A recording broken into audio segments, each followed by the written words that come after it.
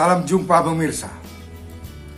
Pada kesempatan ini kita akan berbicara tentang macam-macam saksi. Tapi sebelum saya masuk di dalam part 13 ini tentang macam-macam saksi, saya mau jelaskan dulu bagi kita semua bahwa sesungguhnya setiap orang boleh belajar hukum dan gampang kok, asal mau kita mendengar, mau menyimak dengan baik.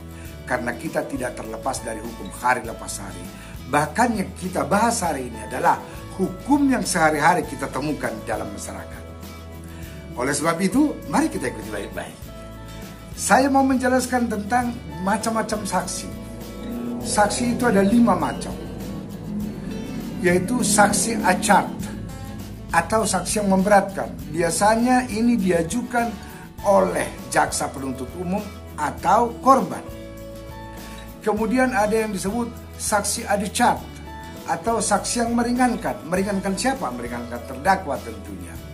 Ini biasanya diajukan oleh terdakwa atau penasihat hukumnya.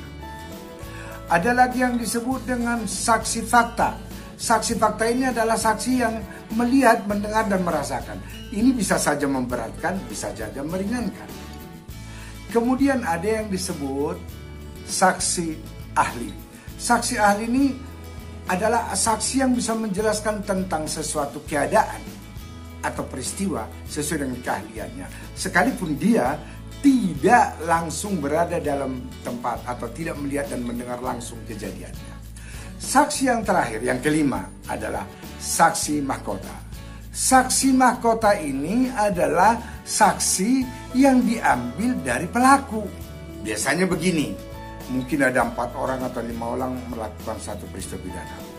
Si A diperiksa sebagai saksi dalam kasus si B yang temannya dia sama-sama melakukan kejahatan. Pada saat si B diperiksa sebagai saksi, maka si A mungkin diperiksa sebagai terdakwa. Jadi saksi mahkota adalah diberikan dia mahkota untuk menjadi saksi. Sebenarnya dia adalah pelaku kejahatan, tapi dia melakukan bersama-sama. Maka pada saat pemeriksaan temannya, dia akan dipakai menjadi saksi mahkota. Bapak Ibu Saudara sekalian, saya mau jelaskan lagi ini. Sebenarnya kita juga perlu tahu ada kewajiban-kewajiban kita di dalam hukum. Misalnya wajib menjadi saksi, iya, kalau tidak datang gimana, ada hukumnya loh. Oleh sebab itu makanya tadi saya bilang kita belajar hukum ini semua bisa kok, siapa aja bisa. Dan yang terpenting dari semua pembelajaran ini adalah bermanfaat bagi kita dan bagi keluarga kita.